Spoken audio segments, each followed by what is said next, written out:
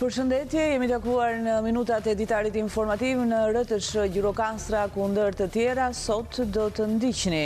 Java e kulturës italiane ka sjellë në ekranin e madh të kinemas në qytetin e Gurt jetën dhe aktivitetin artistik të këngëtares Mia Martini, një film që ka marrë interesin e ardashësit. Teodor Bilushi, konsul nderi i Italisë në Gjirokastër, tha se artistët italian do të jenë më të pranishëm përmes aktiviteteve që do të shtrihen edhe përtej kësaj jave.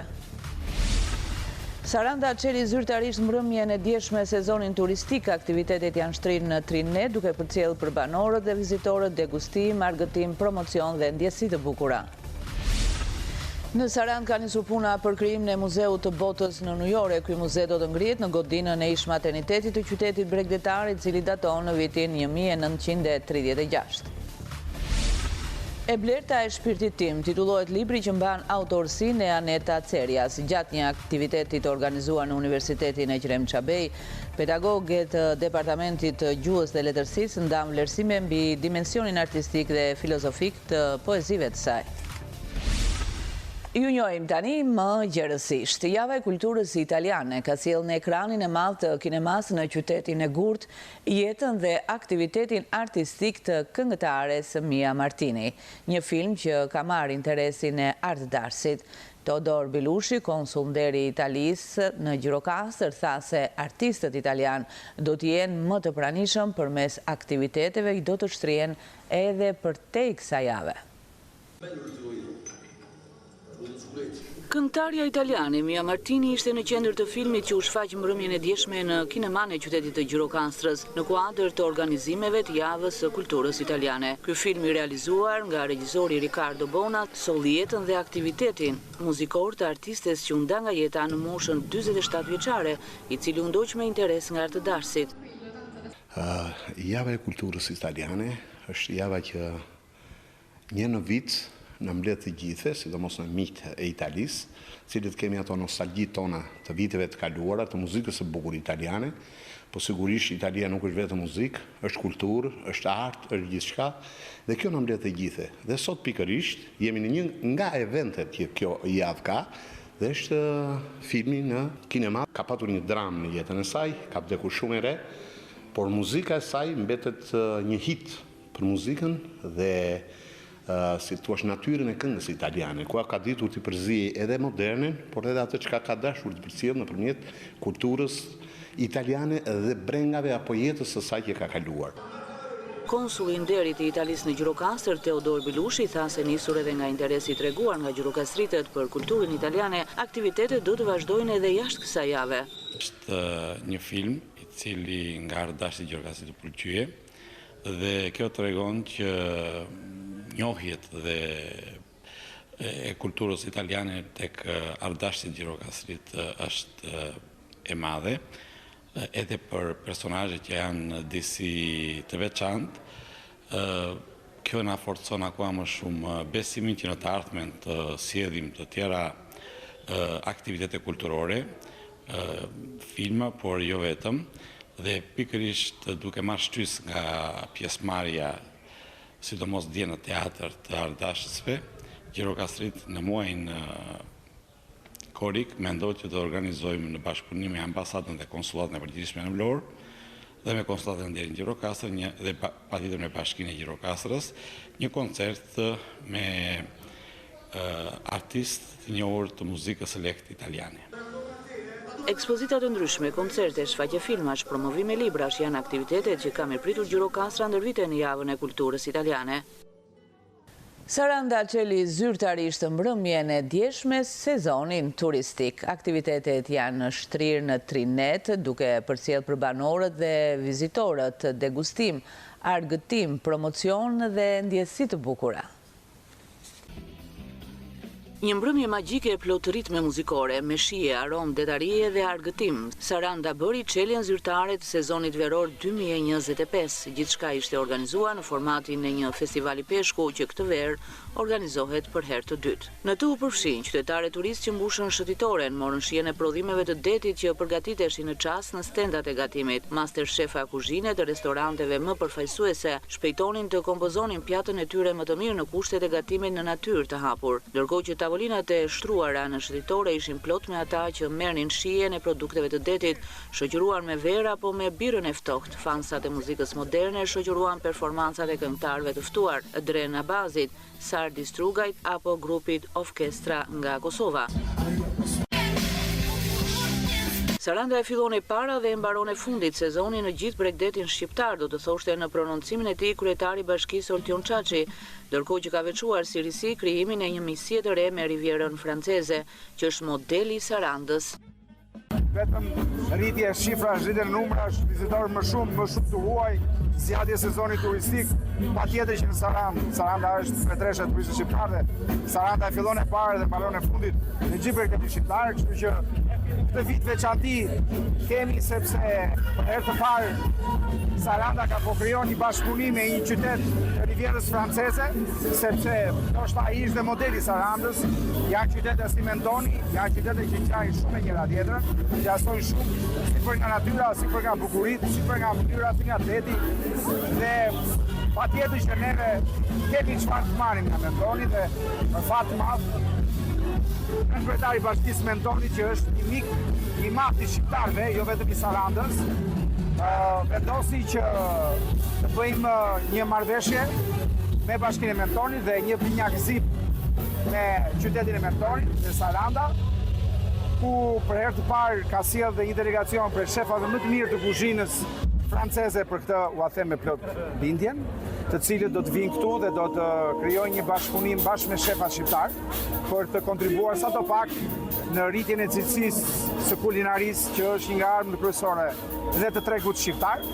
Kështu që shpresojmë që këto ditë kenë realisht zhvillime shumë të këndshme për qytetin e Sarandës. Në tërgjatësinë e saj, shëtitoria ofroi larmi aktivitetesh. Një stacion që tërhoqi jo më pak vëmendje ishte muzeu i hapur i peshkimit dhe detarisë, një histori e shpalosur dhe ndalur në portrete personazhesh të njohur apo në rrëfime me zë dhe figurë shfaqur në monitorin e instaluar në shëtitore.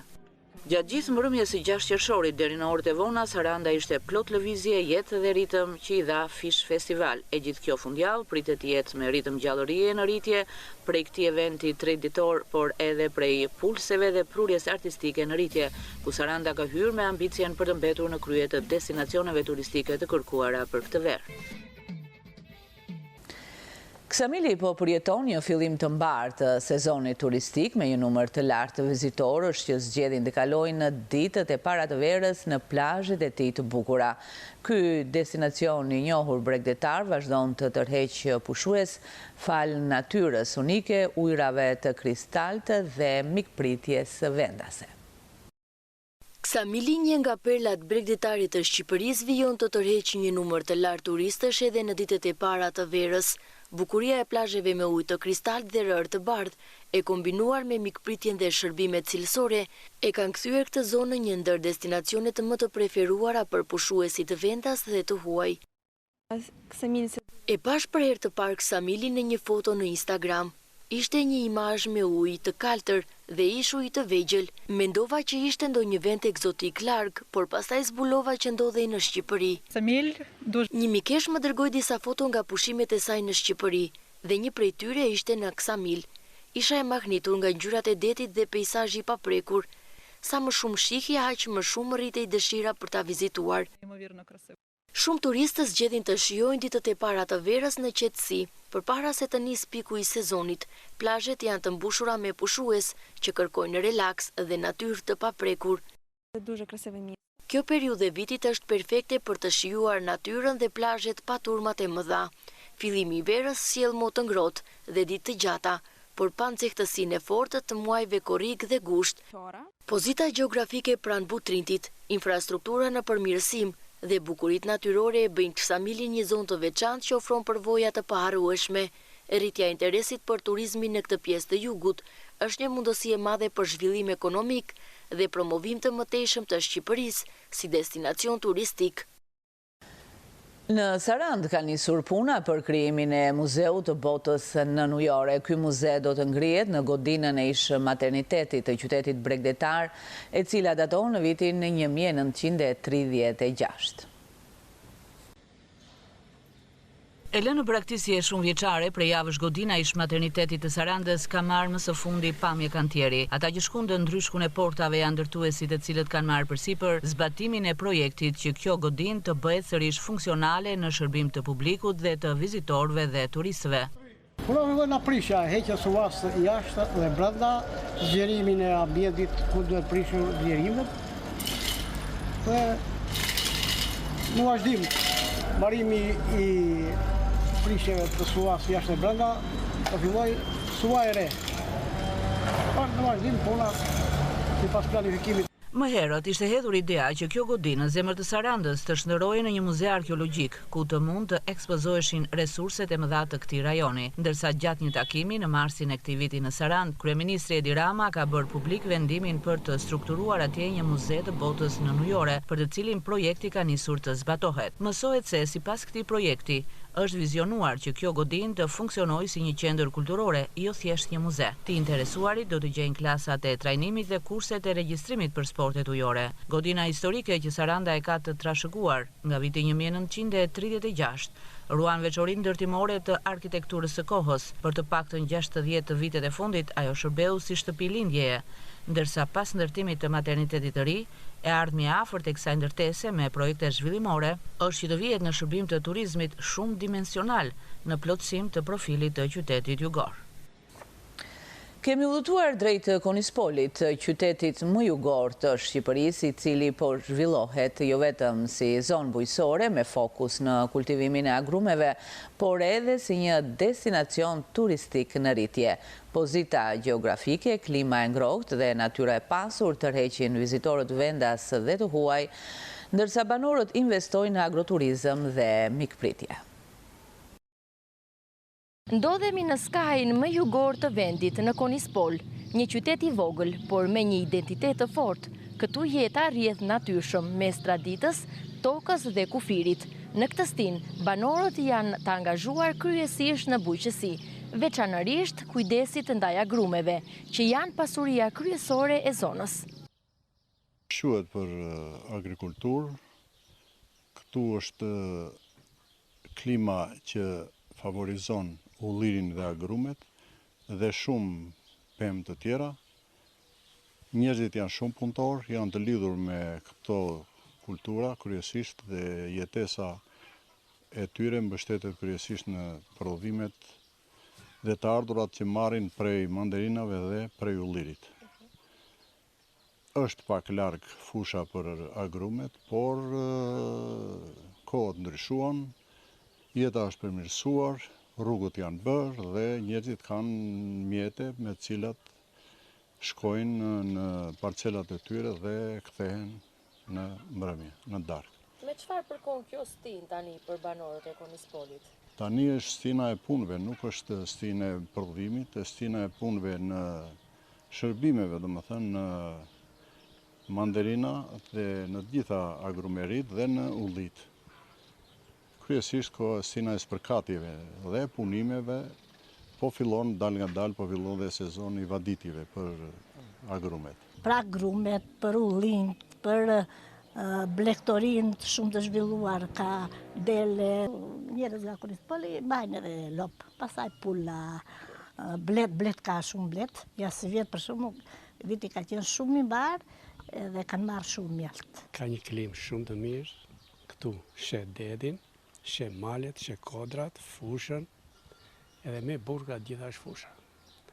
Fusha është e populluar me shumë kultura bujësore, veçanërisht me ullin edhe me mandarina. Edhe punojës e Konispolit merren edhe me blektori. Se ky vend i ka fal natyra kullota shumë të mira, të cilat i shërbejnë banorët duke godur bagëtitë e kryesisht bagëtitë e imta. Vitet e fundit, Konispoli po përjeton një zhvillim të ndjeshëm turistik, pozita strategjike pranë kufirit me Greqinë, natyra e pasur dhe klima e ngrohtë kanë tërhequr vizitorë të shumt, vendas dhe të huaj, thon banorët. Kurioziteti për të parë një vend siç është Konispoli me histori dhe me arkitekturë të vjetër, po dhe me të re, pra ka interes dhe turistë shohim që vinë në qendër, po dhe në lagje. Ka pas raste dhe të huaj që kanë interes dhe për të blerë banesa, për të jetuar këtu. Konispoli është një qytet e vogël, të gjithë njerëzit janë shumë të mirë, janë shumë mikpritës, bujar, dhe në Konispol mund të zhvillohet shumë mirë agroturizmi, biznesi i agroturizmit, sepse tu janë të gjitha parametrat. Njerëzit janë mikpritës, janë njerëz të urtë, dordhënës, me ushqimet, jemi në zonën e Çamërisë, pastërtia është e para, dhe ushqimet tradicionale janë shumë të pëlqyera dhe shumë të bëra nga nënat tona, nga gjyshet tona. Tu ka filluar shenjat e para të agroturizmit, duke ngritur disa lokale, disa bujtina, në një hotel të vogël, me qëllim që t'i afrojnë dhe turistët, sepse duke qenë një vend me një klimë shumë të mirë, mund të pëlqejnë dhe turistët. Konispoli është një shembull se si një qytet i vogël mund të mbajë gjallë identitetin e tij, duke u shndërruar paralelisht në një destinacion turistik tërheqës, me përkushtimin e banorëve dhe potencialin e zonës, e ardhmja duket premtuese, duke bashkuar traditën me zhvillimin e qëndrueshëm dhe duke ofruar një eksperiencë të veçantë për çdo vizitor. Nga toka që mbjellin me mund, tek mikpritja që e ruajnë si tradit brez pas brezi, banorët e Konispolit i japin këtij qyteti të vogël jugor edhe në ditët më të nxehta të verës, në kufi me Greqinë, por të lidhur fort me rënjët e tyre. Ata tregojnë se puna, durimi dhe dashuria për vendin janë forca që nuk njohin stin.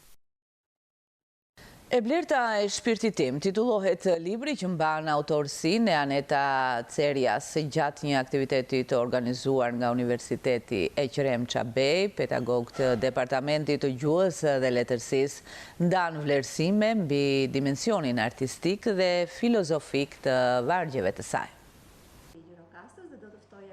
Në Universitetin Ekrem Çabej Gjirokastër, tingujt e fjalës poetike u shpalosën përmes promovimit të librit më të ri poetik, E blerta e shpirtit tim, të autores Aneta Ceria. Aktiviteti u zhvillua në një atmosferë të ngrohtë e reflektuese. Interpretimet e poezive nga studentët e Departamentit të Letërsisë sollën emocione dhe ndjeshmëri, duke nxjerrë në pa thellësinë e vargjeve që flasin për dashurinë, familjen dhe mallin për vendlindjen. Në dimrin kur pas hapave të tij vjen pranverë dhe viti ikën pa u ndjerë. Ulem në muzgun e errësirës që mbulon natën dhe vatra e zjarit vazhdon në hijen e dritës së saj. Ah, pa ty, oj miri im vëlla. Familja, bekimi perëndis. Zjari pranë vatrës shkon si bubulak. Drurët digjen, ashtu si brenga brenda shpirtit. Kunodën e bukur, riullur një oxhak. Profesoreshat e letërsisë Ermelinda Kashan dhe Mirela Saraçi ndan vlerësime mbi dimensionin artistik dhe filozofik të poezive, duke cilësuar këtë libër si një pasqyrë të shpirtit njerëzor dhe të kujtesës son kolektive. Vetë struktura e librit, me sa kam parë, vjen si një reflektim i gjatë jetës së poetit, duke patur parasysh që ajo tonë e migrin, siç e tha Trikena, dhe kjo ka bërë që edhe dhimbja për atë dheun ta zbukurojë mendimin, të krijojë një ligjerim të saj esencialisht ndryshe, të rrallë, të çmuar, aq të hollë sa që mund të shpreh ritmin që zotëron në atë që ne e quajmë poezi e pastër. Në fakt, përveç trishtimit dhe sendërtimit të kristal të metaforës së dashurisë, poezia është një seri tingush, imazhesh, ndihimesh nga të cilët lind një kuptim i caktuar. Me këtë kam dashur të them atë që shpirti i saj është i pastër, është i madh, e mundon malli për vendlindjen, kur mërkimi është i rënd, por ama dashuria për vendin e saj është e madhe. Aneta Ceria shfaq përcjell përjeton ndjenjen e ngrohtë të amësisë. Zemra simboli ndjenjes përjetohet si qendra e jetës, e pavdekshme dhe burimi i shpirtit, ndërsa Andra dhe Adriana janë dy futra që mbushin me gëzim dhe kuptim jetën e poetes. Lumturia buron nga dashuria për jetën, nga thjeshtësia dhe nga përkushtimi ndaj familjes dhe fëmijëve. Fëmijët në vargjet e autores janë dritë, e ardhme dhe burim frymëzimi. Lidhja me ta është ndjeshme dhe plot dashuri. Kjo poezi është një himn për dashurinë njerëzore dhe lidhje shpirtërore me ata që bëjnë jetën më të bukur. Është një mesazh i thjeshtë por i fuqishëm për të çmuar ata që kemi pranë. Ky aktiviteti organizuar nga Departamenti i Gjuhës dhe Letërsisë Shqipe është një dëshmi e angazhimit të universitetit për të mbështetur dhe promovuar talentet letrare, duke i dhënë zë poezisë që jeton mes nesh. Përfunduam këtu të nderuar shikues, ishte gjithçka e përgatitur për këtë ditar informativ në RTS Gjirokastra. Ndahemi bashkë, miru takofshim.